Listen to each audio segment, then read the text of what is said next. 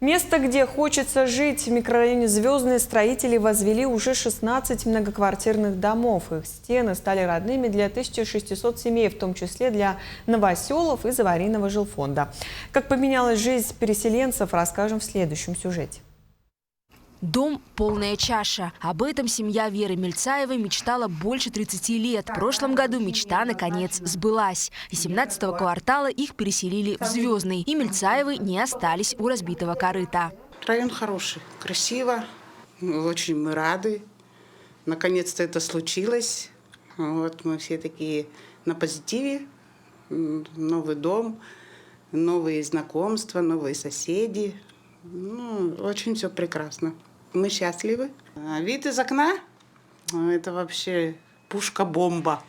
Такие закаты у нас, это вообще подкупает. Радоваться есть чему. Помимо новых домов, тут уже возвели котельную, водоузел и спортивную школу. Позаботились в Звездном и об улично-дорожной сети. Есть тротуары и автобусные остановки. Планы не менее грандиозные. В этом году для подрастающего поколения распахнутся двери школы и детского сада. В дальнейшем мы должны до 2028 года завершить сектор С.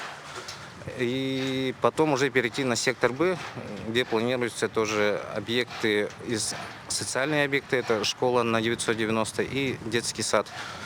Также в планах у нас начать строительство уже с 2027 года. Первые дома в секторе Б. Для тех, кто по каким-то причинам не хочет переезжать в Звездный, у новоселов есть ответ. Бояться не нужно. Переселенцы уверены, что у активно развивающегося микрорайона светлое будущее. Пусть не боятся, не разочаруются. Здесь только вот он лучше и лучше строится сейчас. И поликлиника все равно будет, и садики будут, и школа построится. Все будет.